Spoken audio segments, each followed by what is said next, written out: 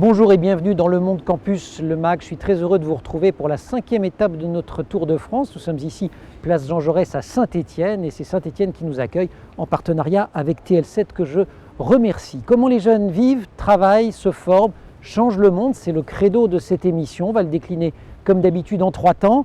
Au programme, des entrepreneurs qui font bouger la région, un dossier spécial consacré au voyage à l'occasion des Erasmus Days. Mais pour commencer, je vous propose de partir à la rencontre de la marraine de notre émission. Elle est née tout près de Saint-Étienne, elle excelle dans le sport, très précisément dans le pentathlon moderne. Elle nous a fait rêver aux JO à Rio, à Tokyo, sans doute à Paris en 2024. Je vous propose de faire la connaissance d'Élodie Clouvel.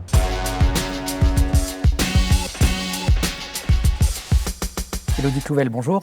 Bonjour. Je ne vais pas égrener tout votre palmarès, ça prendrait trop de temps. Pour le dire très vite, vous êtes la meilleure pentathlète française, vous êtes une des meilleures au monde, vous avez été vice-championne olympique à Rio, c'était en 2016. Vous étiez alors la première française à monter sur un podium olympique dans cette discipline. Tokyo, au dernier JO, vous avez terminé 6e. On va feuilleter ensemble l'album Souvenir. On va commencer quand même par dire un tout petit mot sur le pentathlon moderne.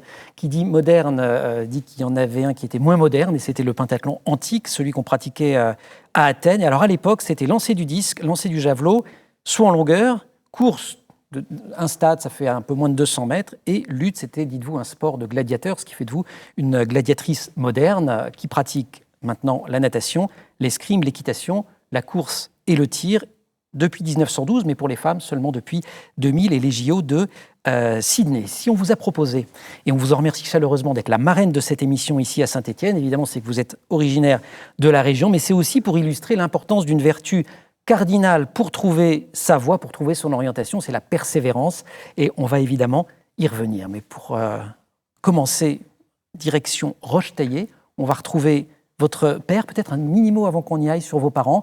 2 athlètes, vous êtes né dans une famille de sportifs de haut niveau, et c'est pas rien.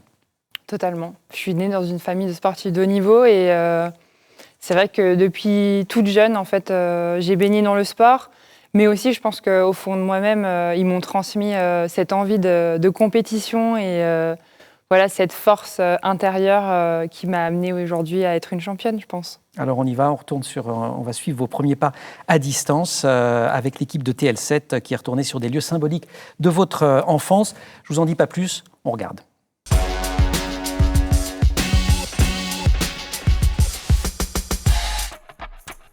Élodie, nous vous emmenons à présent dans un lieu qui vous est plutôt familier.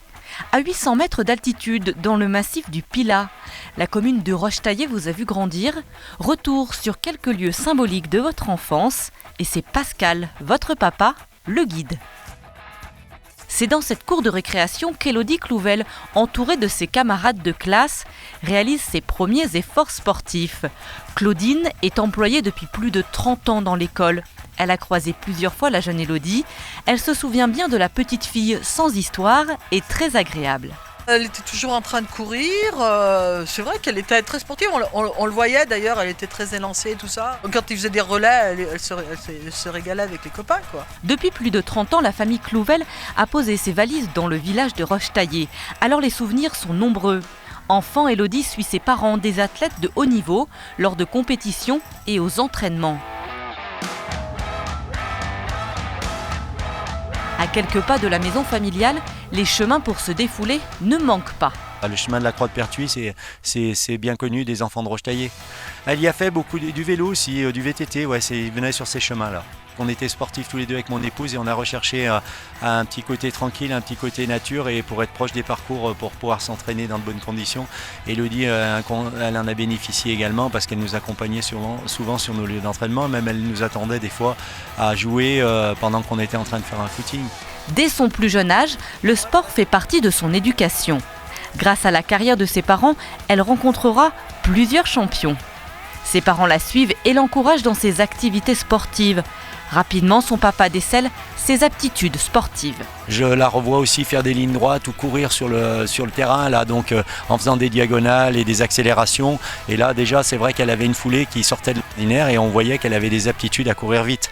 Cet engouement pour le sport a fait d'Élodie l'athlète qu'elle est aujourd'hui. À 32 ans, il y a encore l'espoir de nouvelles médailles olympiques qui viendraient récompenser son travail.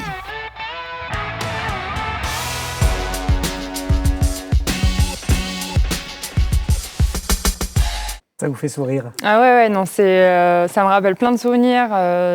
Ça remue pas mal de choses en moi parce que ça me rappelle mon enfance tout simplement et d'où je viens en fait, mes racines. Et c'est vrai que ça fait ressortir de l'émotion de voir mon ancienne école où tout a commencé finalement, de voir mon petit village à Rochetaillé où il y a toute une histoire dans ce village et toute mon enfance finalement. Donc ouais, non, c'est un super reportage. Donc ça retrace beaucoup de choses. Reportage signé Morgane Cros. Vous faites plein de sports, vous n'arrêtez pas de bouger en fait. Je vous torture en vous demandant de rester pendant 1h30 avec nous. Non, ça va. Je suis pas hyper active non plus, mais c'est vrai que j'adore le sport. C'est vrai que je suis surtout une vraie compétitrice en fait. Alors, vous l'avez dit juste avant le reportage, vous le répétez à l'instant, c'est quoi être une compétitrice? Ça veut dire écraser tous les autres? Ça veut dire vouloir être toujours premier? Non, ça veut pas dire ça. Ça veut dire que j'aime me surpasser justement et me surpasser moi-même en fait. Écraser les autres, c'est pas dans ma nature. Je fais de la compétition pour moi avant tout. Bien sûr que quand je prends le départ d'une compétition, c'est pour gagner. Et c'est avec cette envie de gagner tout simplement la compétition. Mais je fais ça d'abord pour moi et pour me surpasser et donner le meilleur de moi-même surtout. Un des premiers sports dans lesquels vous allez exceller, c'est la natation. Vous commencez toute jeune. On voit une photo de vous dans un bassin. Avec les brassards. Avec encore les brassards. Vous allez tenter de vous qualifier pour les JO de Pékin 2008. Je fais un petit saut dans le temps par rapport à l'image qu'on est en train de regarder. Ça ne fonctionne pas et c'est là que vous allez basculer vers le pentathlon. Est-ce que c'est ça, être une compétitrice, c'est se relever finalement d'un échec? Totalement. C'est à chaque fois qu'on a des difficultés ou qu'on est tout en bas finalement. C'est trouver les solutions, les clés à l'intérieur de soi et les ressources qui font qu'on va se relever. Et ça fait preuve de beaucoup de courage, en fait. Il y a beaucoup de peur, mais franchir ce cap-là, c'est oser et c'est aller de l'avant. Et c'est valable pas seulement dans le sport, c'est valable dans tous les domaines. Donc voilà, quand on n'a plus de solution, on se dit que comment je vais faire, la solution, généralement, elle est au fond de soi-même et de se lancer, tout simplement, d'oser quelque chose de nouveau. Et c'est ce que j'ai fait. J'ai tout tenté. Je ne connaissais pas le pentathlon moderne et j'ai appris. Et ça m'a permis de me relancer et de devenir la femme que je suis aujourd'hui. Entre-temps, des études, sport-études à Font-Romeu, lycée d'altitude de Font-Romeu, bien connu de tous, en tout cas de nombre de sportifs français. Quitter Rochetaillé, quitter la famille, assez jeune, vous aviez quoi, 14-15 ans? J'avais 15 ans. Vous vous souvenez de votre premier jour à Font-Romeu, du premier jour toute seule? Forcément, quand on arrive en internat, on était 4 par chambre, donc mes parents m'ont amené, m'ont installé, etc. On a tout installé, etc. Après, ils ont dû partir.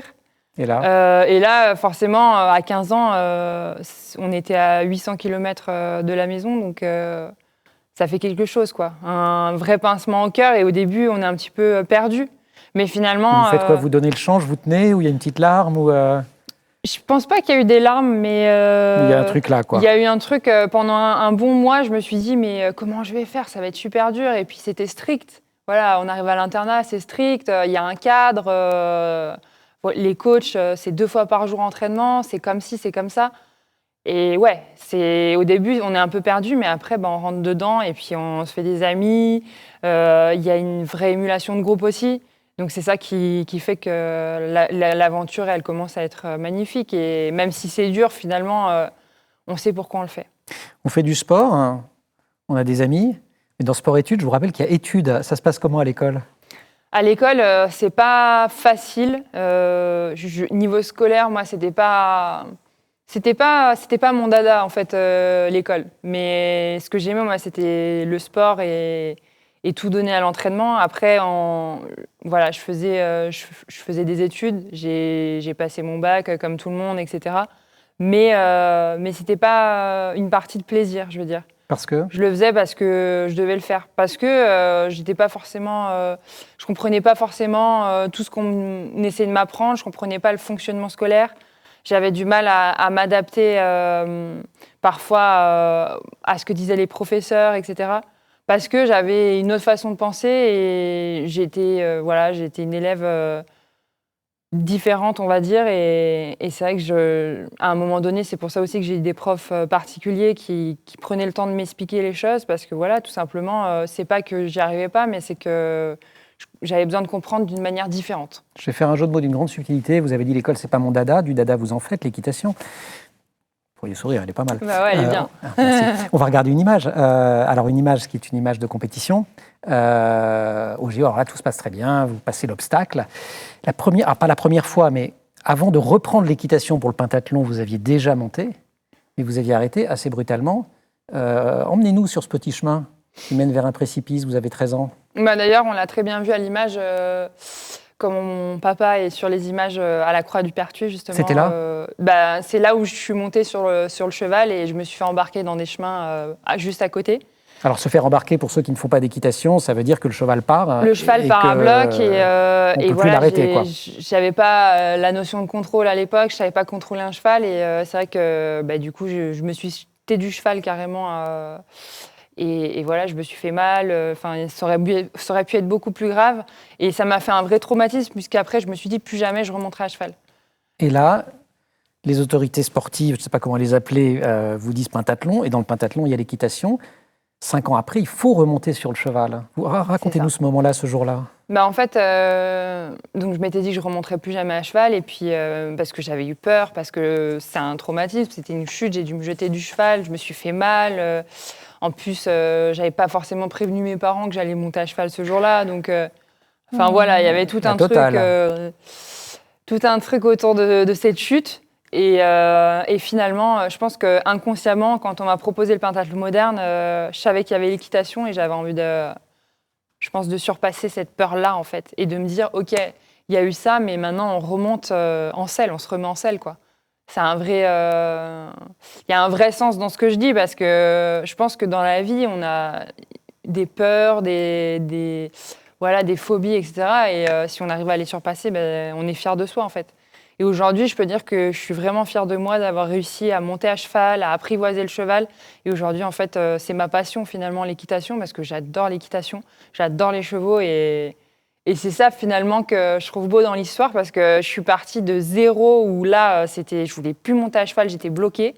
Et finalement, à force de courage, de persévérance, j'y suis arrivée. Un cheval, ça sent tout quand vous êtes sur le cheval. Totalement. Quand vous remontez sur le cheval pour la première fois, qu'est-ce que vous faites ? Vous n'avez plus peur au moment où vous le faites ? Ou parce que si vous avez peur, il va le sentir, ça va mal se passer. Clairement, quand je suis remontée à cheval au début, ça se passait mal.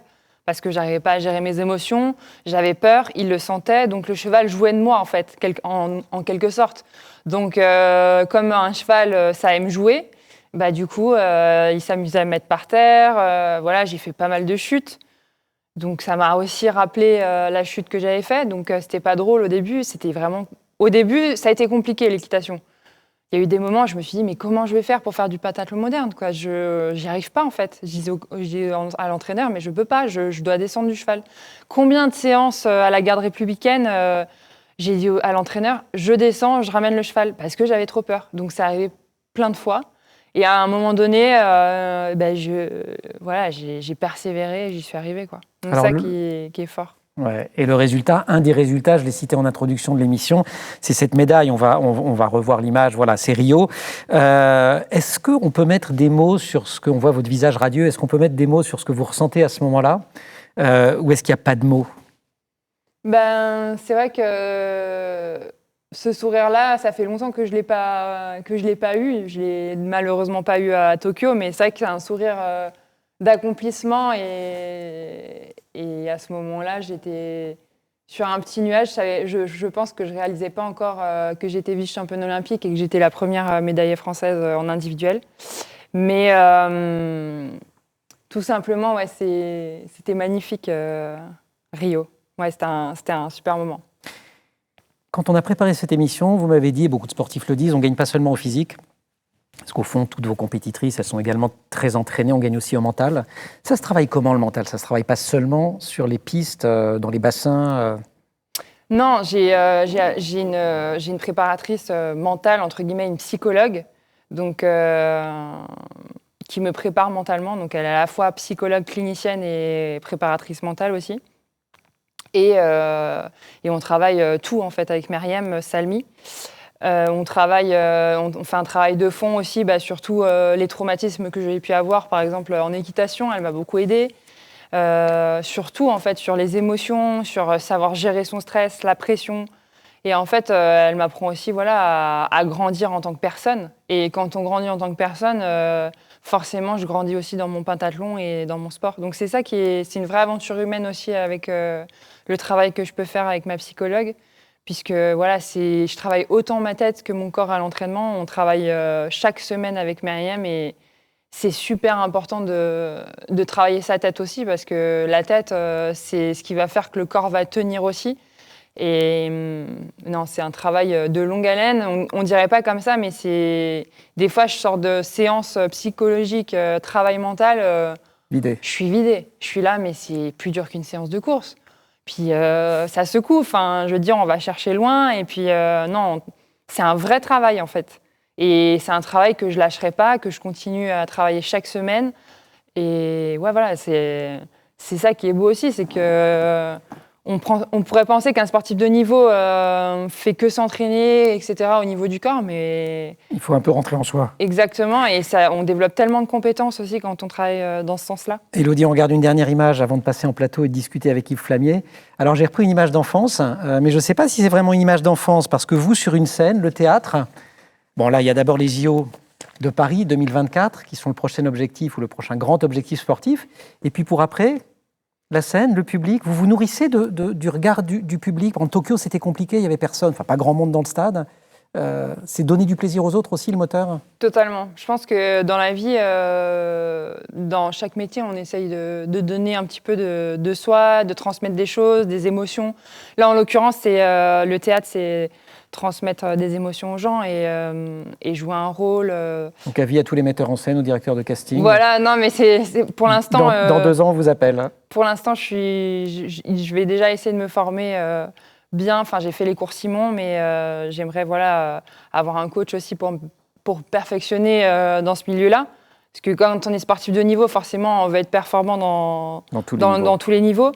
Et non, c'est vrai que c'est une deuxième passion, le cinéma, le théâtre, être sur scène. Et j'espère que ce deuxième rêve se réalisera après être championne olympique à Paris, j'espère, qui est mon rêve ultime, on va dire. On va continuer à discuter. Vous nous accompagnez pendant toute l'émission. Vous en êtes la marraine ici à Saint-Étienne. Merci Élodie. On va retrouver en plateau dans quelques secondes Yves Flamier. Yves, je vais vous le présenter. C'est un peu le monsieur orientation de la région. Donc à partir de votre parcours, il va essayer d'élargir.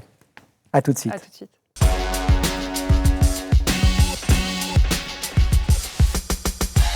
Yves Flamier, bonjour. Bonjour. Vous êtes délégué de région académique à l'information et à l'orientation, directeur régional également de l'ONICEP. Si vous deviez tirer des enseignements généraux du parcours d'Élodie Clouvel, quel serait-il ? Quelque chose qui vaudrait pour plein de jeunes et pas seulement pour ceux qui ont les qualités physiques et mentales incroyables d'Élodie Clouvel. Bien sûr, c'est un parcours tout à fait exceptionnel et qui révèle, qui se construit sur un talent. Chacun n'a pas le talent, bien évidemment, que peut avoir Élodie, mais c'est un parcours intéressant parce qu'il met en lumière, ce n'est pas un parcours standard, mais qui démontre qu'un parcours peut se construire à partir de pas mal d'ingrédients très divers. Ça peut être un talent particulier, mais chacun a un talent. Pas forcément dans le domaine sportif ou artistique, mais chacun a un talent qu'il faut savoir détecter. Il peut se construire à partir de rencontres, à partir d'un intérêt. Et il est surtout important de considérer qu'il faut avoir des attitudes. Et en ce sens, la description ce qu'on appelle aussi les savoir-faire, le savoir-être. On parle aujourd'hui de soft skills, soft de skills, compétences douces, par opposition aux compétences dures qui sont ce qu'on apprend à l'école. Les compétences, on va dire, académiques, effectivement. Et ce n'est pas tout. Effectivement, ce sont des attitudes. Il faut se faire confiance. Il faut être à l'écoute et ne pas avoir peur de l'échec. Et encore une fois, le témoignage d'Élodie le démontre parfaitement. Élodie s'est remise en selle, comme elle l'a dit, il ne faut pas avoir peur de l'échec. Aujourd'hui, un parcours peut être scolaire un temps, universitaire, il peut revenir vers un parcours de formation, vers des métiers beaucoup plus des métiers de l'artisanat, par exemple. Donc, un parcours, ce n'est pas toujours linéaire, il faut se faire confiance, et le système de l'essai-erreur aujourd'hui fait partie des parcours de nombreux jeunes.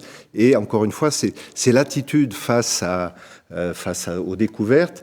Un échec n'est jamais complètement négatif. Il y a des leçons à tirer d'un échec, y compris dans un parcours scolaire ou universitaire. Élodie, qu'est-ce que vous auriez envie de dire à la jeune fille de 15 ans que vous étiez, à travers elle peut-être à d'autres jeunes filles de 15 ans, avec l'expérience que vous avez accumulée depuis? Si vous aviez un conseil. Je suis complètement d'accord avec ce que vient de dire Yves, parce que c'est avec l'échec, il ne faut pas en avoir peur, parce que dans la vie, il faut oser faire quelque chose, il faut se lancer, et voilà, faire preuve de courage, y aller à fond. Si ça marche, ça marche et c'est génial, mais si ça ne marche pas, faut persévérer. C'est là où on en tire des leçons, comme il a très bien dit. Et c'est ça qui va nous permettre de passer un cap suivant et de progresser, en fait. De gagner, ça vient comment dire, récompenser tout le travail qu'on a fait. Mais l'échec vient aussi nous dire, OK, là, il faut retravailler ça, il faut se remettre en question, etc. Il ne faut pas lâcher, en fait. Il vous dit que tout le monde a un talent. C'est, je l'espère, vrai, un peu facile aussi, parce qu'il y a des tas de personnes qui ne l'identifient pas, ce talent, et qui, pendant longtemps, ne vont pas l'identifier. Donc comment on fait pour le trouver après? Parce que quand on n'a pas cette évidence, ou cette chance d'avoir, par exemple, des parents sportifs qui vous font faire du sport, et vous vous dites « Ah bah c'est chouette, j'adore le sport ». Oui, il faut, comme je le disais, il faut être à l'écoute de soi-même. Mais effectivement, le talent, il ne s'identifie pas forcément facilement, donc y compris être à l'écoute des autres. Et ce talent, il peut se révéler dans de multiples occasions, de la vie ordinaire, de la vie à l'école ou de la vie à côté de l'école autour du sport ou d'autres activités. Il faut savoir écouter ce que nous disent nos proches, parce que nos proches détectent. Nous connaissent et ils connaissent nos talents, nos centres d'intérêt. En principe, ils nous veulent du bien.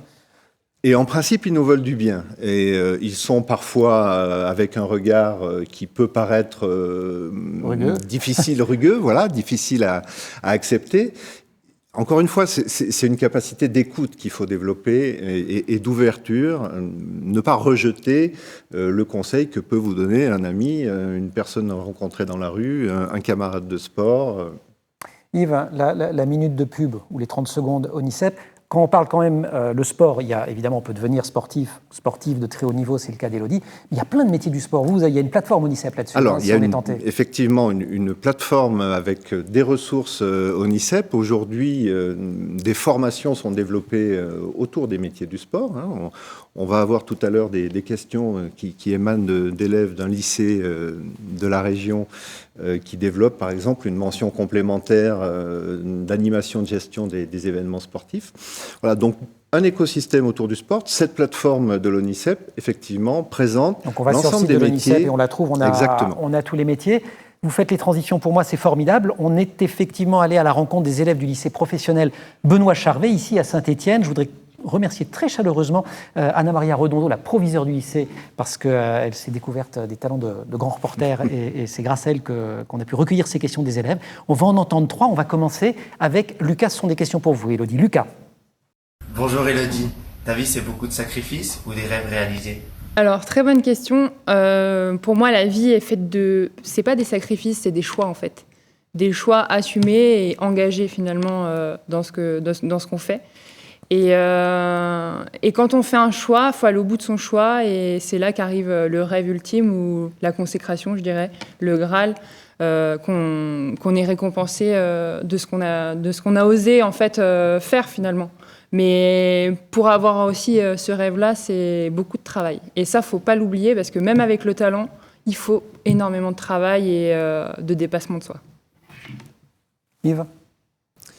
Oui. Il y a peut-être ce qu'on peut dire, c'est bon, il y a les sacrifices, il y a les rêves, il y a aussi des passerelles. Je veux dire, on ne s'enferme pas forcément dans une voie. Aujourd'hui, dans le système français, ça a quand même beaucoup bougé par rapport à il y a 20 ans. Absolument. Comme je le disais, effectivement, on peut faire des détours. On peut être accompagné. Pour cela, on a quand même des professionnels dans notre institution qui savent accompagner. Je ne sais pas si vous avez eu un vécu avec des conseillers d'orientation, mais... Si. Ce sont des personnels qui sont... Vous évoquiez le besoin d'un psychologue à vos côtés, qui sont aujourd'hui et dans la détection du ou des talents, ce sont des personnes qui peuvent aussi apporter beaucoup.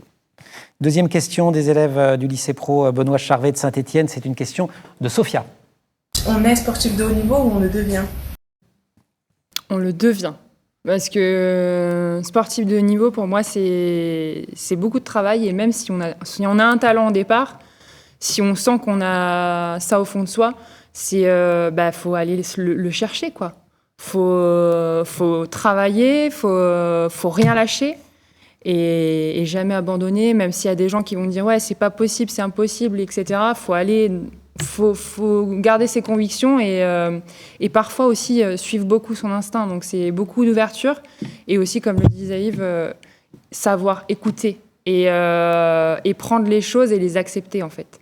Yves, vous le signaliez d'ailleurs, il y a une dimension psychologique dans tout ça. Il y a un truc pour essayer de travailler ça quand on n'a pas accès, et on n'a pas toujours accès à un conseiller d'orientation psychologue à demeure. Comment on travaille ce que vient de dire Élodie ? Alors, il n'y a pas de truc.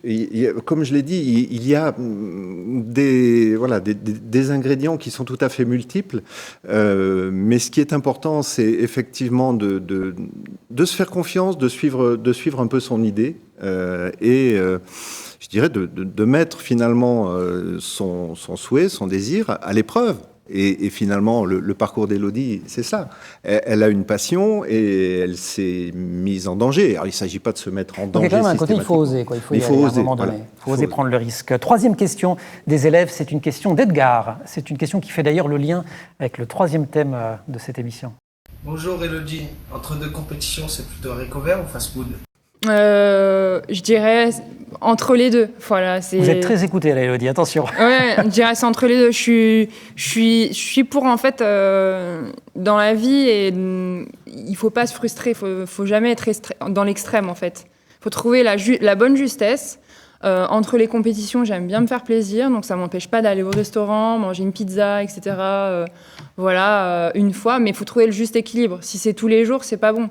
Mais après, forcément, j'ai une vie rythmée, je mange équilibré, mais je me fais plaisir. Je me prive jamais, en fait.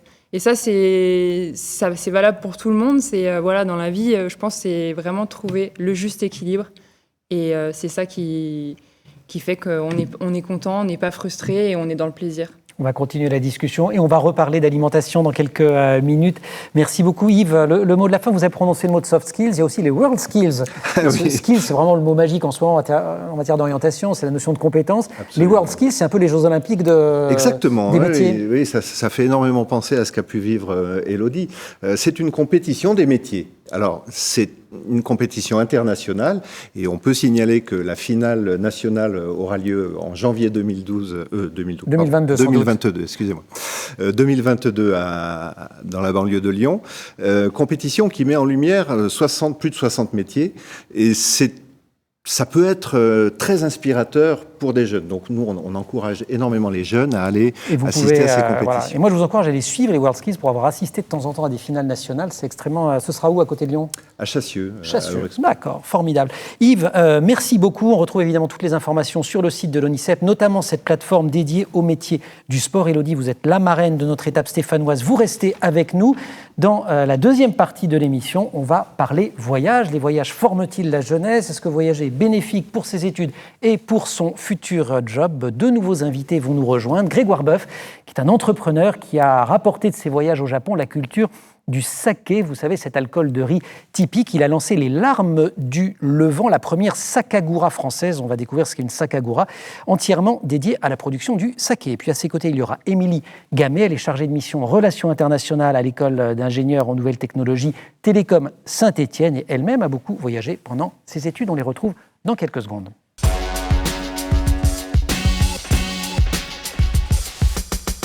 Deux nouveaux invités pour cette édition du Monde Campus Le Mag ici à Saint-Étienne grâce à TL7. On remercie chaleureusement pour son accueil.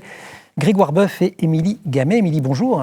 Bonjour. De l'école des télécoms ici à Saint-Étienne. Grégoire Boeuf des Larmes du Levant. Bonjour. Oui. Et ensemble, on va parler de voyage, évidemment toujours. Élodie Clouvel, vice-championne olympique Rio 2016. Première pentathlète française en individuel à être montée sur un podium olympique. On va parler voyage parce qu'en ce moment, il y a les Erasmus Days. Ça dure 3 jours, c'est jusqu'au 16 octobre et c'est la fête européenne organisée en France et dans le monde pour informer sur les opportunités qu'offre l'Europe en matière d'éducation, de formation et de solidarité. Ma première question à tous les trois, elle est assez simple et basique. Quand je vous dis voyage, voyage et jeunesse, quel est le premier mot qui vous vient? Qu'est-ce que ça vous inspire? Moi, c'est l'ouverture au monde. Qu'est-ce que ça apporte, cette ouverture au monde alors? Cette ouverture au monde, dans le monde académique, en tout cas, elle amène déjà, en termes de compétences, une possibilité d'ouverture au niveau des étudiants, une spécialisation ou une ouverture sur des domaines qui ne sont pas offerts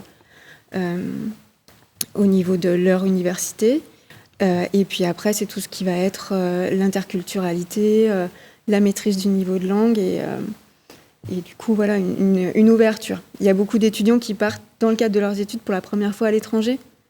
Donc ça, c'est qui, des fois, ne sont pas sortis de Saint-Étienne, donc c'est important. Grégoire ? Dans la même veine, en tout cas, je pense que c'est la rencontre de l'autre et à travers la rencontre de l'autre, la rencontre de soi et la possibilité de se construire et de découvrir ce que c'est vraiment que son ipséité, c'est-à-dire ce qu'on est vraiment en soi, en le confrontant à une autre culture, à un autre regard et à un autre contexte qui parfois est totalement différent, même très souvent complètement différent de ce qu'on a l'habitude d'avoir. Donc c'est une excellente opportunité de savoir qui l'on est, quelle place on souhaite un peu occuper dans le monde, à mon avis. Élodie, le premier voyage important, ça a été Font-Romeu. Et quel voyage? On en a parlé dans la première partie de l'émission. Après, il y a eu plein d'autres voyages. Vous avez eu le temps de rapporter quelque chose de ces voyages? Vous partez pour faire de la compète quand même. Je pars pour faire de la compète, mais à chaque fois, j'aime m'inspirer du lieu dans lequel je vais aller. C'est très important pour moi. Par exemple, avant chaque Jeux Olympiques, que ce soit Londres, Rio ou Tokyo, j'aime m'imprégner en fait du pays. Pour ressentir et vibrer avec le pays. En fait, quand je vais arriver, au moins, je sens l'énergie du pays. Et donc avant Tokyo, vous avez fait quoi? Je me suis mis... j'ai découvert le Japon, j'y suis allée, on a visité, on s'est mis dans la culture du Japon, on a mangé japonais, c'est important de découvrir aussi la culture des autres pays dans lesquels on va aller pour sentir aussi les vibrations du pays, comment ils sont, comment ils fonctionnent finalement, et je trouve ça hyper enrichissant et ça nourrit ma performance quand je me mets dans le pays dans lequel je vais aller, etc., faire la compétition. Déjà, je trouve que c'est une super démarche. Et après, tous les voyages que je peux faire en compétition, c'est les rencontres. Ça m'a enrichi énormément. Il y a la barrière de la langue par moment.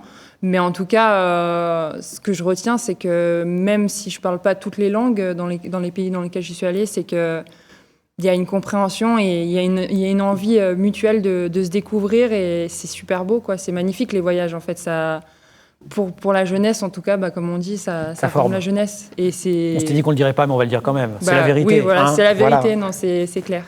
Émilie, est-ce qu'il y a des étudiants qui hésitent à partir, qui vous disent « ouais, bon ». Oui. Alors, vous leur dites quoi? Parce que, une fois que vous avez dit l'ouverture au monde, c'est sympa, mais...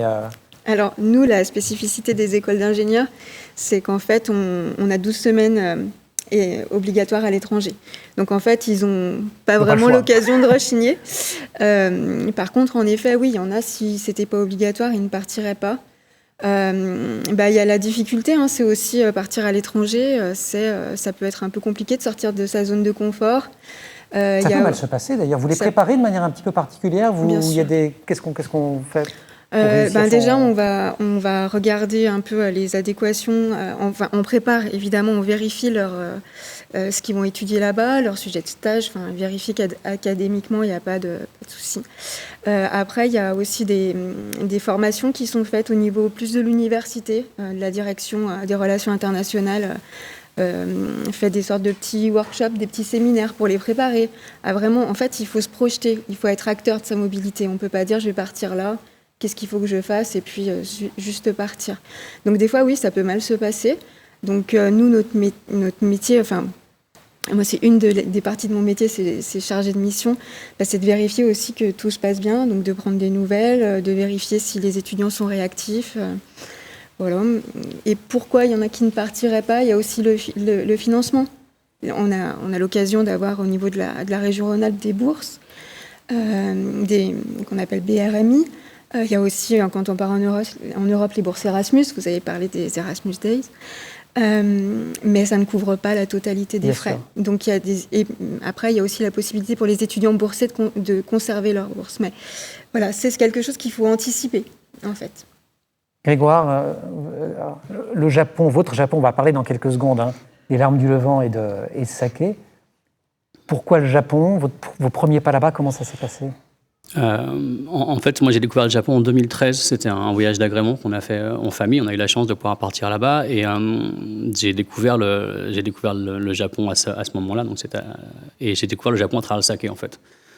Paradoxalement. Vous êtes arrivé à l'aéroport, vous avez bu un coup, vous étiez un petit peu parti. Vous savez que c'est une émission où les jeunes regardent quand même, on n'est pas obligé de... Oui, mais on va être honnête. Ce qui m'a vraiment intéressé, j'étais évidemment intéressé par la culture et par l'histoire du Japon, parce que j'ai une passion pour l'histoire de manière générale. Mais ce qui m'a vraiment accroché, ce qui m'a poussé à aller vraiment plus loin et à essayer d'étudier, c'est le rapport que j'ai eu au saké. Et à travers le saké, le rapport que les Japonais entretenaient avec une partie de leur histoire, une partie de leur culture. C'est un produit qui est on va dire, un totem, pour reprendre une expression philosophique, du Japon. Et c'est un produit qui contient une partie de son histoire, une partie de sa culture, une partie de son identité. Et c'est ça qui m'a intéressé. Il y avait une espèce de tautologie là-dedans qui m'a amené après à rencontrer des gens, à faire des découvertes, à faire des rencontres et à concrétiser le projet qu'on a eu en fait. On va en parler dans quelques secondes, mais si je vous suis bien, vous ne buvez pas que de l'alcool quand vous buvez du saké, vous buvez de l'histoire, vous buvez plein de choses. Et vous fabriquez plein de choses aussi. On va continuer, on va parler des larmes du Levant dans quelques instants. Je vous propose auparavant de partir avec TL7 en reportage à l'école de design de Saint-Étienne, qui elle aussi fait voyager ses élèves, elle aussi grâce à Erasmus. C'est un reportage de Morgane Cros.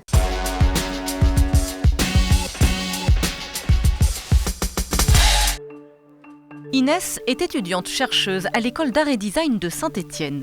Durant son parcours, elle décide de tenter l'expérience à l'international. Elle s'envole pour l'Université de Montréal, au Canada, pendant 6 mois. Un choix mûrement réfléchi. J'ai choisi Montréal parce que déjà c'est un pays que j'avais vraiment envie de découvrir. Le Québec, c'est un endroit du coup francophone et j'avais un peu peur de la barrière de la langue, donc je préférais favoriser un pays francophone. L'Université de Montréal, je l'ai choisi pour la formation qui était du design industriel et en fait il proposait beaucoup de partenariats avec des entreprises locales. En bousculant ses habitudes et en sortant des sentiers battus, Inès Lemenec découvre des tâches qu'elle ne réaliserait pas en temps normal.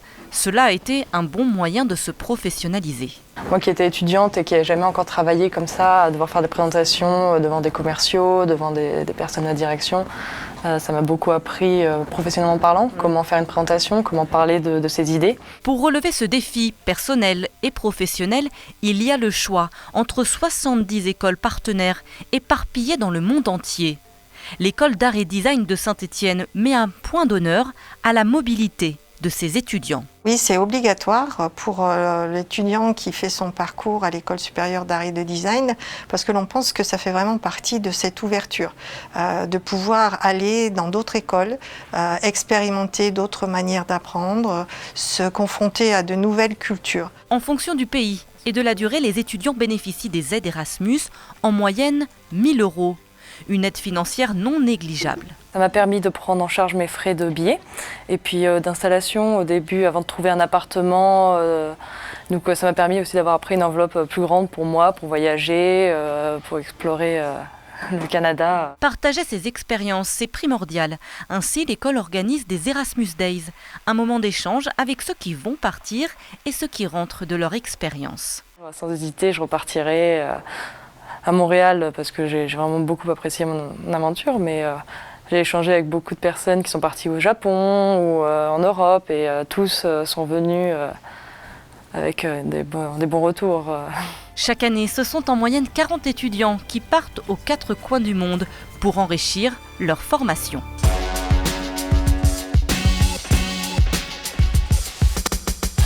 Voilà, clin d'œil aussi à Saint-Étienne, ville du design, avec la Cité du design, avec la Biennale internationale qui devait avoir lieu en 2021, qui a été reportée en 2022, mais qui est un grand rendez-vous.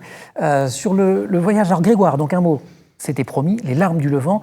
Une sakagura, c'est une brasserie traditionnelle consacrée au saké.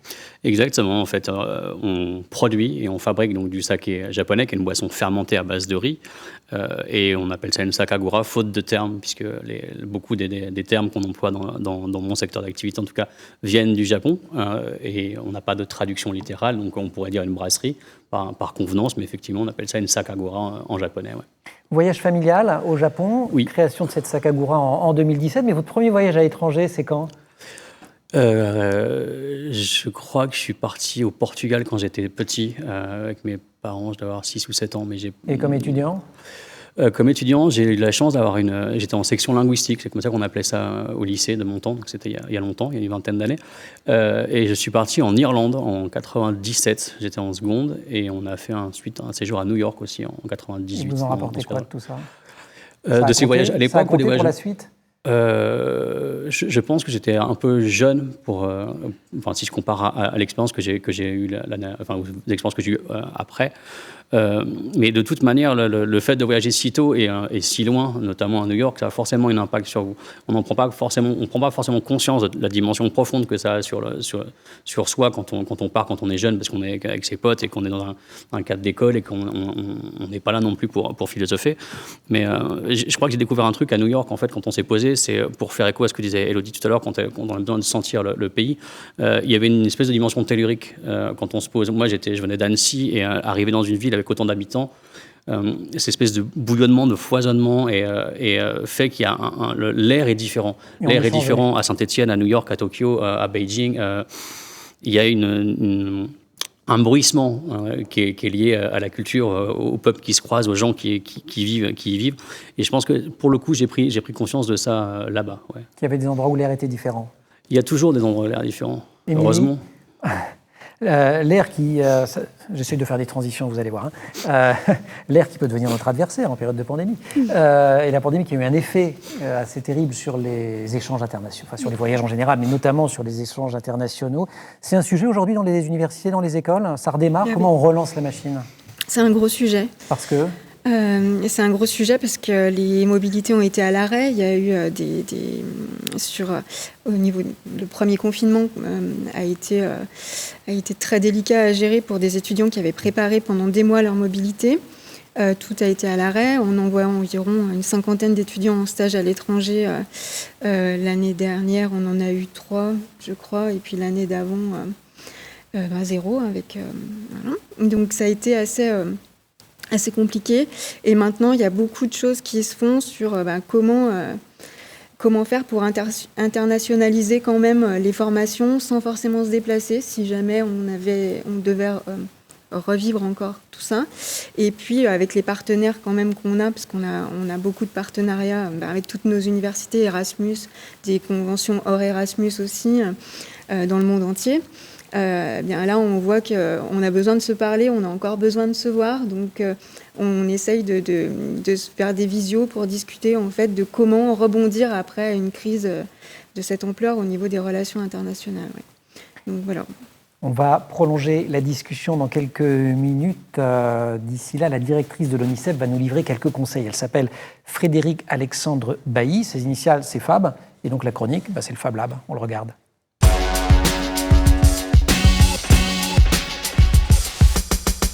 Bienvenue dans le Fab Lab. Aujourd'hui, on va se poser des questions sur les voyages. Quels sont les métiers où on peut voyager ? On pense évidemment d'abord au métier du transport, les pilotes de ligne, les stewards, mais les marins aussi. Et puis il y a les métiers de l'import-export, tous ces métiers où il faut aller à l'étranger pour acheter ou pour vendre des marchandises. En amont de ces métiers-là, il y a tous les métiers des personnes qui cherchent les grandes tendances. Par exemple, les stylistes ou ceux qui s'occupent de marketing et qui regardent ce qu'on pourrait diffuser plus tard en France ou dans d'autres pays. Il y a aussi, bien sûr, les métiers de l'humanitaire où on peut s'engager pour les populations. Il y a aussi derrière ça les métiers de la diplomatie, les ambassadeurs, les conseillers culturels, les conseillers économiques. Mais il y a aussi des métiers dans lesquels la France est réputée et où on peut très facilement trouver un travail ou créer une entreprise à l'étranger. Par exemple, boulanger au hasard. Vous pouvez aller fabriquer des baguettes françaises dans beaucoup de pays dans le monde. Et puis, au-delà de ça, il y a beaucoup d'entreprises françaises qui sont implantées à l'étranger et qui vont vous permettre d'avoir des postes dans tous les pays du monde où elles se trouvent. Comment partir à l'étranger quand on est jeune, quand on est élève, apprenti ou étudiant? Alors d'abord, la première chose que je voudrais vous dire, c'est qu'il ne faut pas avoir peur. Parce que même si vous avez un petit peu peur, par exemple, si vous pensez que vous ne parlez pas assez bien la langue pour partir à l'étranger, si vous avez un petit peu envie de partir, il faut vous dire que ça vaut la peine et qu'après quelques temps à l'étranger, les problèmes de langue disparaîtront. Au contraire, c'est même la meilleure façon pour s'améliorer. Alors qu'est-ce que vous pouvez faire pour partir? En fait, il y a des tas de dispositifs et il faut absolument les utiliser. Et vous pouvez tout à fait partir, par exemple, faire un apprentissage en Allemagne, faire un service civique en Belgique ou faire un séjour d'études en Italie. Vous pouvez partir quelques semaines ou plus longtemps. Pour vous renseigner sur ces questions-là, la première chose à faire, c'est que vous pouvez aller sur le site de l'agence Erasmus pour apprendre quels sont les dispositifs et regarder ce qui existe près de chez vous.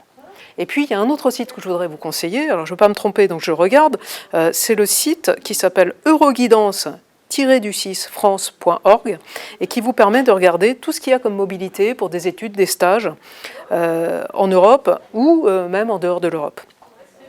Vous aurez aussi plein d'informations données par chacun des pays. Et puis, il y a aussi des blogs qui sont créés par les expatriés de chaque pays ou dans lesquels vous pouvez avoir des informations intéressantes. Alors, lancez-vous. Dernière question, est-ce que les voyages peuvent m'aider à développer mes projets d'avenir? Moi, je pense vraiment que les voyages servent à élargir ses horizons. Quand vous partez à l'étranger, d'abord, vous sortez de chez vous, vous sortez de vos habitudes, et à ce moment-là, vous pouvez vous retrouver un petit peu. Vous pouvez élargir vos perspectives, vous rencontrer d'autres gens, d'autres façons de penser, d'autres façons de faire, et ça vous permet de prendre un temps pour tout mettre en perspective. Donc, oui, je crois que les voyages, quelle que soit l'activité que vous avez quand vous êtes à l'étranger, vont vous permettre de créer vos projets d'avenir. Alors n'hésitez pas, osez partir, et peut-être qu'au détour d'une route, c'est vous que vous pourrez rencontrer. Allez, à bientôt dans le Fab Lab.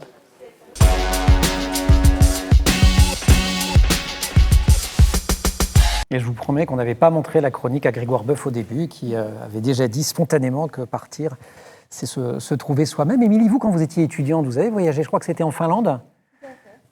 Vous aviez la trouille avant? Parce que vous ne parliez peut-être pas finlandais pas du tout. Et je parle très peu, il me reste... Bonjour. Bonjour, Comment excusez-moi. Moi. Enfin, moi aussi. Ouais, voilà. Et oui, donc je suis partie dans le cadre de mon stage de maîtrise. À l'époque, c'était encore le système DUG licence-maîtrise. C'est Master 1 la maîtrise. Voilà. Et donc je suis partie 4 mois en Finlande dans un laboratoire de spectroscopie. Voilà, pour faire mon stage de maîtrise, à 200 km au sud du cercle polaire. Les aurores boréales, tout ça. Oui, alors moi j'y étais du coup à partir du mois d'avril, donc c'était pas la bonne saison, mais j'ai eu de la neige quand même, je vous rassure, il faisait pas très chaud. J'ai eu beaucoup de moustiques, voilà. J'ai découvert la vie finnoise. Et c'était, j'avais eu l'occasion de faire des voyages de classe typiquement, hein, comme Grégoire le disait tout à l'heure, mais c'est pas la même chose quand on est encadré par, on est dans un cocon avec ses camarades, les professeurs. On n'est pas obligé de sortir en fait de soi voilà. Et d'aller vers les Alors autres. que quand on débarque à l'aéroport, moi c'était la première fois que je prenais l'avion, typiquement toute seule avec la valise pour 4 mois, ben oui, ça, en effet, ça forme la jeunesse, hein, il ne fallait pas le dire, mais je crois que oui, ça... C'est quand même... on se découvre un peu. Est-ce que c'est peut-être une façon aussi de faire autre chose? Quand vous découvrez, vous faites une plongée dans un pays, Élodie, vous faites aussi cette plongée peut-être à travers des films, des livres, Totalement, j'ai beaucoup regardé... Des trucs que si les profs vous avaient dit de le faire à 16 ans, vous auriez dit non, puis maintenant vous le faites spontanément. Totalement, c'est clair que... Non, mais c'est une vraie source d'inspiration aussi d'aller découvrir autre chose en fait finalement et de sortir de son petit confort, d'aller voir ce qui se fait aussi et moi comme je disais ça me nourrit intérieurement mais ça nourrit aussi ma performance parce que voilà on sort de chez soi, on voit autre chose et c'est ça aussi, c'est y aller en fait. Nous, les humains, on est fait pour aller à la rencontre des autres, en fait, et rencontrer d'autres cultures, ça fait tellement du bien, en fait, finalement. Donc, moi, j'encourage tout le monde à oser partir, sortir de sa zone de confort et y aller, en fait, parce qu'il y a tellement de belles choses à découvrir. Grégoire, il n'y a pas une petite frustration? Vous mettez beaucoup dans votre saké, vous le préparez avec des personnes qui œuvrent dans les règles de l'art. Les consommateurs, peut-être qu'ils ne se rendent pas compte qu'il y a tout ça. Vous vous dites finalement, ils sentent ce travail-là, cette culture. Moi, ce qui m'importe, c'est de défendre la culture, de défendre cette culture-là. Après, que les gens ressentent le travail, il y a un côté un peu vanité. C'est pas très grave qu'ils se rendent, quand ils viennent sur place, ils se rendent compte de ce que c'est. Mais j'ai pas besoin de leur faire ressentir qu'on travaille à 2 degrés en permanence, qu'on a froid, que c'est dur. C'est pas très grave. Je fais du saké, c'est assez trivial. Quelqu'un comme Jonas Salk, par exemple, qui a inventé le vaccin contre la polio, lui, il a vraiment travaillé très dur. Il a perdu sa femme. Dans le travail, il faut relativiser quand même. Donc, il faut être conscient de ce qu'on fait aussi. La parole aux élèves pour clore cette thématique sur le voyage. Les élèves du lycée professionnel Benoît Charvet, ici de Saint-Étienne, qui vous ont envoyé leurs questions. On commence avec Tilane. Bonjour, moi c'est Tilane. Je suis en section Euro et je voulais savoir si les voyages vous ont permis de faire des rencontres qui vous ont servi. Moi, si j'avais pas fait le voyage, j'aurais pas du tout mon entreprise en fait. Donc les rencontres qu'on fait là-bas sont au moins aussi importantes qu'on est des êtres humains, des êtres de contact et des êtres sociaux. Moi, si je n'avais pas rencontré mon maître au Japon, je n'aurais pas mon activité aujourd'hui. C'est l'essentiel. Grégoire, il y a une deuxième question pour vous de Tilane. Grégoire, comment la culture japonaise a pu influencer votre quotidien? Comment la culture japonaise a pu influencer mon quotidien? Je baigne tous les jours dans la culture parce que je fais un produit qui est l'essence, enfin qui est une partie importante de la culture japonaise. Et pour me former, j'ai dû aller là-bas et j'ai dû apprendre les rudiments de culture japonaise. Avant de partir, j'ai été reçu par le consul du Japon qui m'a dit « Maintenant, vous êtes japonais, vous allez vous trouver sur le territoire japonais, comportez-vous comme un japonais ». Ce qui est une grande phrase et qui est assez inatteignable tout de suite.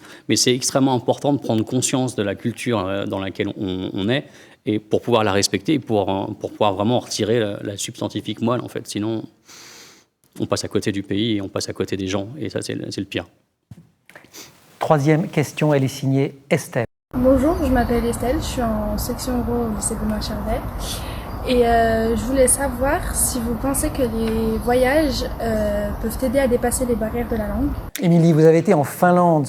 On y pratique des langues finno-ougriennes. C'est super compliqué. Vous avez appris vous étiez obligé d'apprendre ? Alors non, je n'étais pas obligée d'apprendre parce que moi je suis partie pour un stage, donc je n'avais pas accès forcément aux cours de finnois. Donc j'ai parlé exclusivement en anglais, alors exclusivement mis à part les mots de politesse de base, pour me débrouiller un petit peu dans la vie de tous les jours, mais les Finnois parlent très bien le suédois, ce qui ne m'intéressait pas beaucoup, mais en tout cas l'anglais, ça c'est sûr. Donc voilà. En tout cas, ça oblige à parler la langue, on n'a pas le choix de toute façon. Il faut bien ça oblige à parler. Grégoire, vous avez appris le japonais ? Oui. En partie, ouais, je peux le parler, mais je peux difficilement lire et l'écrire. Mais oui, pour répondre à la question, c'est indispensable. Je pense que si j'avais quelques conseils là-dessus, apprenez quelques rudiments, même si c'est quelques mots pour briser la glace. Apprenez l'anglais avec un sabir d'anglais, c'est-à-dire qu'avec 500 mots, on est compris partout dans le monde. Il y a des plateformes maintenant, ça se fait très bien. Et le dernier conseil qui n'a rien à voir, arrêtez les selfies en voyage et profitez du pays. du paysage. Élodie, vous apprenez toujours quelques mots dans la langue du pays où vous allez faire la compète ? Totalement. Quand je suis partie au Japon, forcément, pour créer un lien au début, on arrive au Japon, on est chez eux. Le minimum, c'est de dire bonjour, merci. Et puis, c'est créer du lien, c'est clair. Donc, moi, je trouve que c'est très important, même si après, l'anglais, c'est la langue de base. Mais c'est vrai que c'est toujours sympa, quand on va dans un pays, de pouvoir dire quelques mots quand même. Dernière question des élèves du lycée pro stéphanois avec lequel nous sommes. Estelle revient pour vous poser une dernière question. Je voulais savoir si vous avez fait des voyages pendant que vous étiez au lycée et si oui, quels impacts ils ont eu sur votre parcours. Alors, on a déjà un tout petit peu répondu à cette question-là, notamment avec New York. Mais voilà, peut-être que ce qu'on pourrait préciser, c'est qu'on ne voyage pas tout à fait de la même manière selon qu'on a 15 ans, qu'on en a 22 ou 25. Tout à fait. Moi, je trouve que c'est très bien de s'ouvrir au monde déjà au lycée, mais c'est vrai que ça reste forcément, il y a pas d'autonomie. Enfin, on reste quand même vraiment dans l'entre-soi. Si on veut pas faire d'efforts, on n'est pas obligé d'en faire.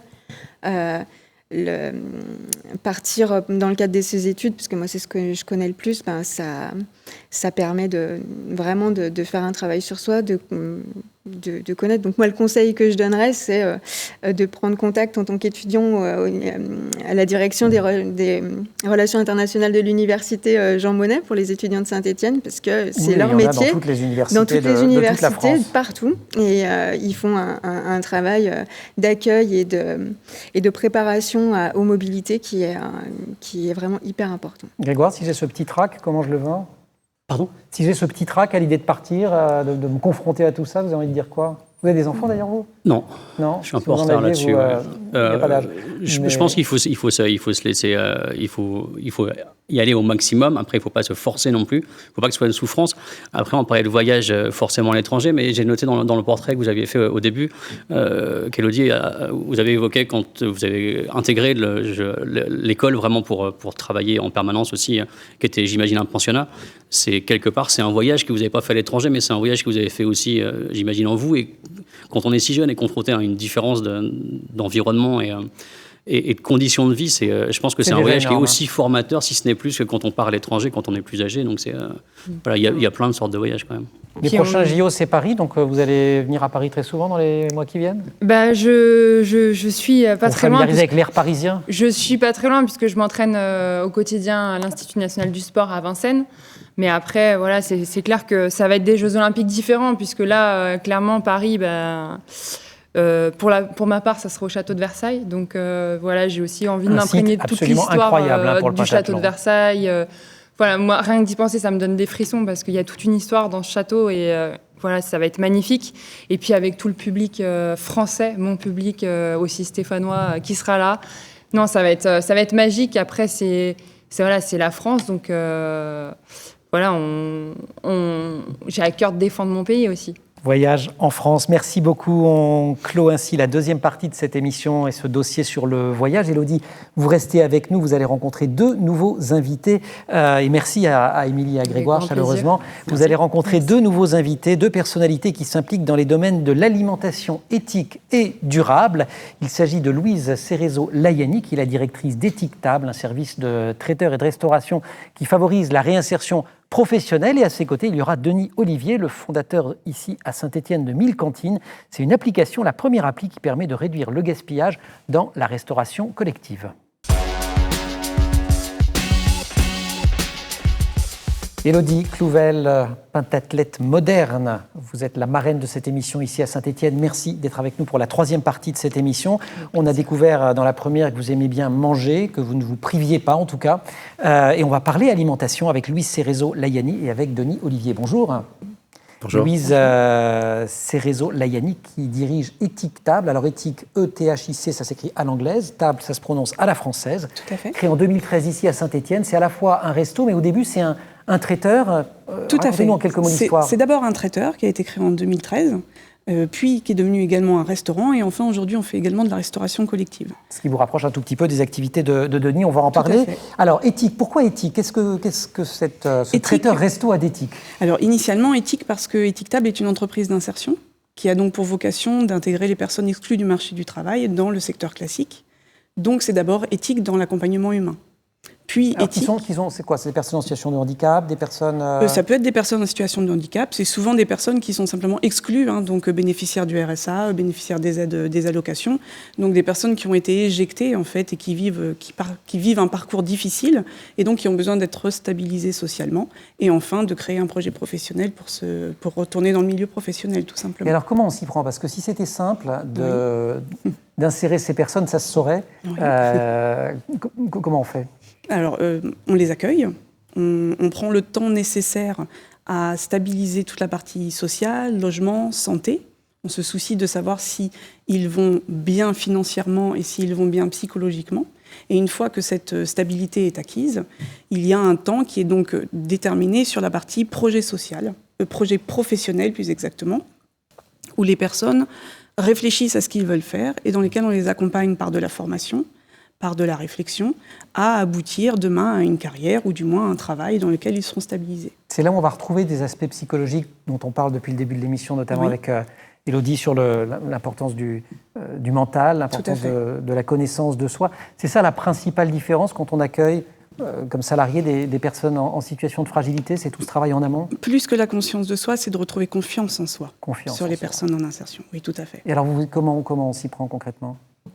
Eh bien, on prend le temps de les écouter, c'est la base, on parlait d'écoute tout à l'heure également, donc les écouter et enfin les accompagner sur la remise en confiance, donc stabiliser, comme je disais, leur vie sociale, et après leur proposer une alternative multiple, en fait, que ce soit du travail, que ce soit de la formation, que ce soit de la découverte métier, parce qu'ils peuvent également découvrir dans d'autres structures, ils ne font pas forcément de la restauration, certains viennent chez nous, font de la restauration et finissent couturiers. C'est la porte d'entrée, en fait. Tout à fait.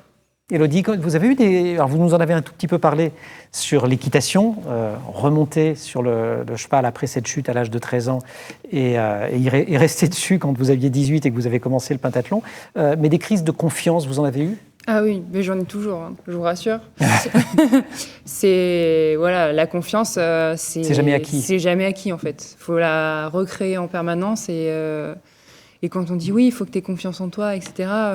C'est plus énervant qu'autre chose. Ça s'acquiert pas comme ça. C'est tout un travail en permanence et c'est créer de la confiance en permanence, tout simplement en valorisant quand c'est bien, etc. Et puis essayer de la nourrir en travaillant aussi sur soi, c'est super important. Mais moi, honnêtement, le travail psychologique, c'est fondamental. Ça aide à stabiliser tout, en fait, et à progresser aussi sur cette confiance et à bâtir ces fondations de confiance, justement, pour que ça soit solide. On continue à faire connaissance. On fait connaissance avec Denis, Olivier et avec Mille Cantines. Alors cette fois, on dit Mille Cantines ou Mille Cantine? Mille Cantines, on va dire Mille Cantines. Donc cette fois, nous avons quand même un mot anglais au début, Mille, et puis Cantine après, qu'on dit à la française, c'est comme étiquetable. Une appli qui est destinée à lutter contre le gaspillage alimentaire, et notamment le gaspillage issu de la restauration collective. Je vais juste donner un chiffre que je ne connaissais pas, c'est vous qui nous l'avez appris. La perte par plateau repas dans ce pays, en France, est de 68 centimes selon l'ADEME, l'Agence de l'environnement. Donc ça fait 2,7 milliards d'euros de dépenses inutiles chaque année en France. C'est juste considérable. Mille Cantines répond en partie au défi qui est de limiter ces 2,7. Comment? Alors, tout simplement en donnant la possibilité à la restauration collective de connaître à l'avance l'affluence et les choix des convives via un système de réservation sur le smartphone ou le PC, de façon à ce que les cuisines ne sortent des frigos que ce qui sera réellement consommé dans les selfs. Il faut que je réserve combien de temps à l'avance? C'est la cuisine qui va donner cette information. On va pouvoir, par exemple, réserver le jeudi pour le début de la semaine suivante ou la veille pour le lendemain. C'est selon la cuisine. D'accord. Qu'est-ce qui vous a donné envie, tous les deux, d'aller vers des activités qui sont des activités qui essayent quand même de rendre le monde un petit peu meilleur qu'il n'est? C'est une très bonne question. La restauration est mon métier de base. J'ai toujours fait de la restauration collective, puis de l'hôtellerie-restauration. À partir de quelle formation d'ailleurs? Oui, un master à l'école de Savignac, un MBA plus exactement. Et j'ai travaillé donc pour le secteur privé essentiellement, de la restauration collective dans des gros groupes précédemment, puis de l'hôtellerie de luxe après. Il fallait que je retrouve un petit peu de valeur et un petit peu de pourquoi je me lève tous les matins. Et donc j'ai fait le choix de faire une reconversion professionnelle en gardant donc mes compétences acquises en restauration, en les mettant au service d'un projet social et du coup d'un projet également tourné vers l'environnement et l'écologie avec étiquetable. Donc l'anti-gaspi, le local, le bio, manger sain, manger bon. Enfin voilà, c'était tout ce besoin, il fallait y répondre. Ça s'est passé comment? Vous vous êtes réveillé un matin en vous disant c'est plus possible ou alors c'est un cheminement? On pourrait dire que ça s'est passé un peu comme ça, même si finalement c'est en soi depuis toujours. Hein. Mais il y a un jour, on se dit c'est bon, là je veux plus. Et je veux faire autrement. Je veux que ça serve en fait. Donc l'économie sociale et solidaire était la meilleure réponse. On sort du système basé sur le profit pour le profit. Exactement. Et on est plus à l'écoute, on est plus sur un besoin de résultat qui soit positif pour les autres. Et ça vaut beaucoup. Un besoin de résultats positifs pour les autres et ou pour la planète, ce qui d'une certaine manière revient au même. Denis, Alors moi, c'est ça, exactement, c'est à l'âge de 23 ans que j'ai eu un choc émotionnel qui fait que je suis là devant vous aujourd'hui, puisque j'avais une amie qui était sylphide à l'Opéra de Paris-Garnier. Sylphide, c'est un grade, hein, c'est ça ou Oui, c'est effectivement pas très loin d'étoiles. Ce soir-là, très tard, au mois de juin, j'ai eu l'occasion de visiter l'opéra, depuis les sous-sols jusqu'au toit de l'opéra, avec un 360 degrés sur Paris incroyable. On est allé ensuite souper donc très tard, 4 heures du matin, et c'est ensuite qu'elle m'a proposé d'aller voir ce que faisaient ses parents. Et ses parents étaient grossistes au marché de Rungis. Et à 23 ans, j'ai donc visité les bâtiments. Vous faisiez quoi à l'époque ? Je le suis toujours, industriel. À 23 ans, vous étiez Oui, j'avais monté mon entreprise déjà. Alors, pas la taille qu'elle a aujourd'hui, mais j'ai conservé effectivement, parce que moi, je suis issu d'un cursus de menuiserie technique et commerciale, et j'ai toujours donc des activités dans ce domaine. Et pour reprendre donc, sur le marché de Rungis, non, je vous en prie, pour reprendre sur le marché de Rungis, donc en fait, quand ses parents m'ont indiqué, parce que la taille des bâtiments sont gigantesques, hein, la quantité de nourriture est absolument gigantesque, je vous invite à le visiter, c'est incroyable. Et quand ses parents m'ont annoncé que ça n'était que 2 jours de consommation pour parier sa couronne, alors j'ai essayé de multiplier par le nombre de jours restants, par la France, par l'Europe, par le monde, et là j'ai eu un choc. Et l'histoire m'a donné raison, puisqu'en 2019, avant Covid, la presse nous annonçait que nous avions consommé 12 mois de ressources en seulement 7 mois. Et voilà donc comment, avec l'avènement du digital, aussi parce que je voulais donner plus de sens à ma vie n'était que mercantile, j'ai voulu donc porter une action sur la réduction du gaspillage alimentaire. Et voilà donc comment est née 1000 cantines qui se proposent à cette restauration collective. Réduction qu'on peut chiffrer, hein, c'est de 18 à 23% d'économie. Oui, c'est cela. Quand on utilise l'appli. Oui, c'est cela. Et encore, quand on est sur un caractère non obligatoire. Quand on arrive à un caractère obligatoire, on travaille avec les armées, c'est un peu plus facile. On a effectivement une efficacité qui est redoutable, puisque vous ne préparez que ce qui est réellement consommé. Et ça a un vrai... système autoritaire, ça a ses vertus, mais bon. Et ça a un vrai impact sur le climat, puisque c'est ça qui effectivement intéresse 1000 cantines, c'est qu'on puisse donc faire en sorte que le meilleur déchet soit celui que l'on ne produit pas. Et c'est là où vraiment on va impacter sur le climat, parce que c'est moins de terres retournées, c'est moins d'aliments produits jetés. C'est là où on va vraiment être dans l'efficacité. C'est moins de transport, c'est moins de... C'est cela, puisque tout ce qui se proposait jusqu'alors était plutôt sur l'aval, comment retraiter le déchet, mais c'est trop tard. Élodie, ces questions d'environnement, ces questions d'engagement social dans le sport, ça fait son chemin ? Ça me parle beaucoup ce qu'il dit, parce que notamment, tout à l'heure, on a parlé de voyage, et j'ai beaucoup voyagé, notamment dans des pays défavorisés comme le Kenya, dans la campagne profonde du Kenya. Et quand on voit que, ils ont quasiment rien à manger et que la faim, la nourriture, c'est sacré.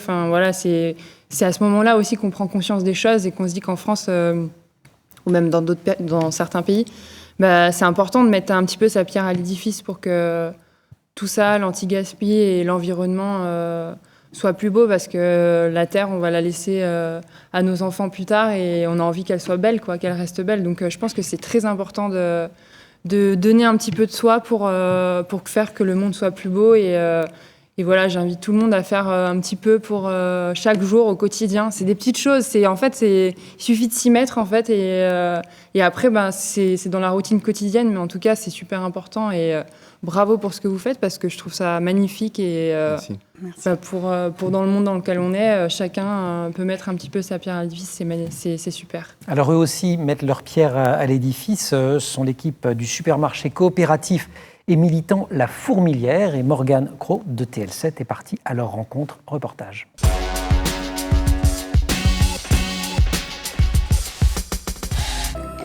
Connaissez-vous l'histoire de La Fourmilière et de ses 800 fourmis ? C'est le premier supermarché coopératif stéphanois, ouvert depuis le mois d'avril 2019 dans le quartier de Bellevue, à Saint-Étienne. Il compte 800 coopératrices et coopérateurs que l'on surnomme les fourmis. Ce jour-là, 3 d'entre elles prennent leur service. Il est à peine 11h, Geneviève, la super fourmi, les briefe. Les fruits et légumes ont été vérifiés, ils ont été étiquetés, donc il faudrait peut-être 2 fourmis pour les mettre en rayon, ça c'est à faire. Qui s'occupe de mettre les fruits et légumes dans les rayons, mission confiée à Solange et Yvan. Et ben aujourd'hui, je suis dans mon créneau de fourmis, c'est-à-dire c'est mes 3 heures mensuelles à la fourmilière pour faire tourner le magasin avec tout le monde, avec celles et ceux qui sont au créneau avec nous en fait. Le principe de base de ce supermarché est simple mais peu commun. Il est dirigé et géré au quotidien par ses actionnaires qui sont les fourmis. Une fourmi égale une voix. Les membres sont les seuls à pouvoir y faire leurs courses en échange de quelques heures de travail bénévole par mois pour faire tourner le magasin. Tout le monde participe. Fourmi, ça veut bien dire ce que ça veut dire. Hein. Tout le monde va participer à des tâches auxquelles il n'est pas forcément préparé. Hein. J'ai appris comment on gère des stocks de légumes, comment on gère des stocks de frais, comment on fait du réassort, voilà. Des fois, celui qui fait ses courses, c'est mieux que la personne à la caisse, comment fonctionne la caisse. Donc il y a ça qui est très drôle. Puis on sait que les produits ici, ils ont été choisis, donc qu'on n'achète pas n'importe quoi et qu'on ne nous force pas à acheter des choses puisque c'est pas du tout le principe derrière. Cette organisation est associée à une démarche éthique et environnementale. Produits frais, secs, cosmétiques, huiles essentielles, plus de 2300 produits sont référencés. Plus de 60 producteurs ligériens sont représentés dans les rayons. C'est cette vision militante qui a d'abord séduit Geneviève, notre super fourmi. Au départ, c'était surtout pour soutenir les producteurs. C'est ce qui m'a emmenée à la fourmilière. Et après, ce qui m'a vraiment motivée, c'est la relation avec les autres. C'est la communication intergénérationnelle. Moi, je suis à la retraite, j'ai appris plein de choses. Si vous souhaitez devenir fourmi, vous devez vous acquitter de 80 €, ce qui correspond à la part sociale. Un capital qui n'est pas redistribué, mais réinvesti entièrement pour le supermarché. Ce modèle de gouvernance partagée permet d'appliquer une marge fixe de 20%, contrairement à la grande distribution où elle varie d'un produit à l'autre. Nous, on décide de pratiquer une marge unique qui donc montre déjà le vrai prix des produits et qui permet donc cette transparence-là et cette traçabilité pour le consommateur quand il fait ses achats. Et c'est un engagement parce que ça permet aussi aux consommateurs de comprendre comment fonctionne la grande distribution, la distribution en règle générale, et de rapprocher, ça c'est important pour nous, mais de rapprocher le consommateur du producteur. Bien plus qu'un supermarché, la fourmilière crée du lien entre coopérateurs, producteurs et fournisseurs. Une alternative à la grande distribution, et c'est peut-être une porte d'entrée pour cheminer vers le monde de demain en matière d'alimentation durable.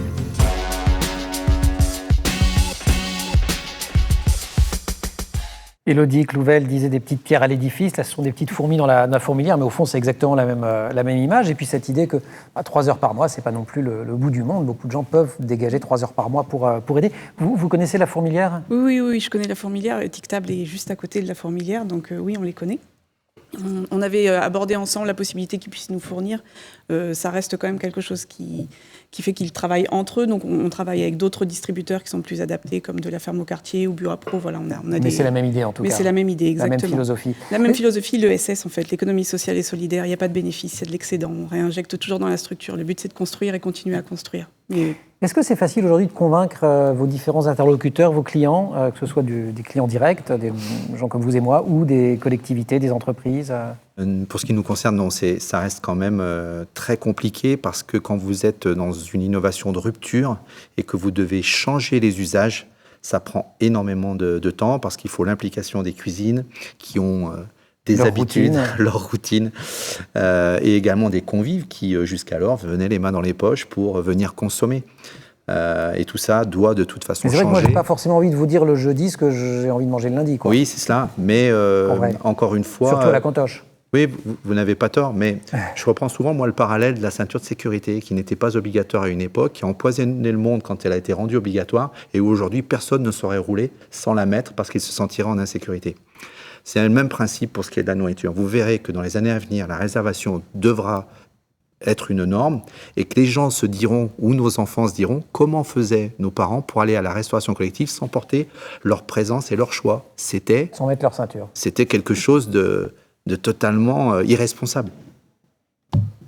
Louise, compliqué de convaincre Le public, les clients ou Non, pour le ça coup, fonctionne clairement ça fonctionne. Les gens sont en recherche aujourd'hui, en tout cas au niveau stéphanois, les clients sont en recherche de manger local, de faire bénéficier moins de carbone quand on consomme quelque chose, de pouvoir manger bio, de pouvoir savoir que tout a été frais et préparé juste là, et que surtout ça sert à une cause sociale. Donc je pense que non, à l'échelle étiquetable, en tout cas, c'est tout à fait dans l'air du temps. Donc finalement, les individus sont quand même plus avancés que les structures. Je trouve, oui. Vraiment. Institutions. Concrètement. Là, oui. Et puis Denis touche à un monopole important de la restauration collective. Hein. Oui. On ne va pas citer de marque. Non. On ne peut pas en citer au moins une. Non, allez, on va pas le faire. Chacun vote qu'on parle. Ou de qui on parle. Les questions des élèves. L'émission Le Monde Campus Le Mac se nourrit des questions des élèves dans toute la France. Et ici, c'est au lycée professionnel Benoît Charvet de Saint-Étienne qui est revenu la lourde responsabilité d'envoyer des questions. Et je propose qu'on écoute celle de Tilane. Je voulais savoir comment sont recrutés le personnel. Alors, comment est recruté le personnel dans vos entreprises? Alors, et notamment pour étiquetable, donc c'est un peu particulier. En insertion, c'est très particulier. Ça passe par une plateforme qui a été créée par l'État qui s'appelle la plateforme de l'inclusion. Les personnes sont positionnées dessus parce qu'ils sont accompagnés par des référents. Les missions locales, les CCAS. Donc je ne peux pas candidater comme ça. Non, pas du tout. Me guider vers vous. Déjà, il faut que vous soyez éligible à l'insertion, donc il faut que vous soyez bénéficiaire de beaucoup de déjà cases dans des accrochées. structures quelque part. Voilà, et du coup, vous êtes déjà suivi par des assistantes sociales, et donc c'est elles qui peuvent positionner votre candidature sur la plateforme.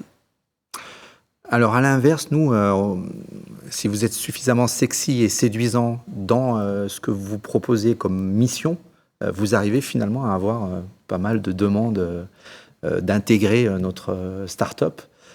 Tout au long de l'année. Sexy et séduisant, c'est dans l'offre, c'est-à-dire dans la mission. ouais. Dans la mission. Alors quand je dis sexy et séduisant, je dis dans la mission. C'est-à-dire que en fait, beaucoup cherchent maintenant, à trouver du sens à ce qu'ils vont faire au quotidien dans leur travail. Et effectivement, 1000 cantines, on a pas mal.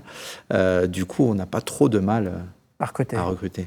Et on peut candidater. Deuxième question de Tilane, toujours. Pensez-vous changer les mentalités grâce à votre action? Oui, clairement. C'est difficile parce qu'on s'attaque, en fait, le projet social touche essentiellement des personnes qui sont déjà rejetées de la société. Donc, pour le coup, on fait de belles choses que les gens n'ont pas envie de gérer. Donc, ils sont bien contents qu'on les gère, finalement. Donc, oui, je pense que ça change les choses. Après, les choses changent aujourd'hui. L'inclusion, ce qu'on appelle l'inclusion aujourd'hui, est dans les esprits de tout le monde et dans l'esprit du gouvernement également. L'inclusion, c'est le contraire de l'exclusion. Hein. C'est l'idée exactement. C'est le principe de plus de limite, en fait. Tout le monde a le droit. Voilà. Pas de distinction, que ce soit de handicap ou de niveau social. Donc, oui, ça change les choses, mais on reste quand même à une échelle où des gens sont bien contents qu'on s'en occupe.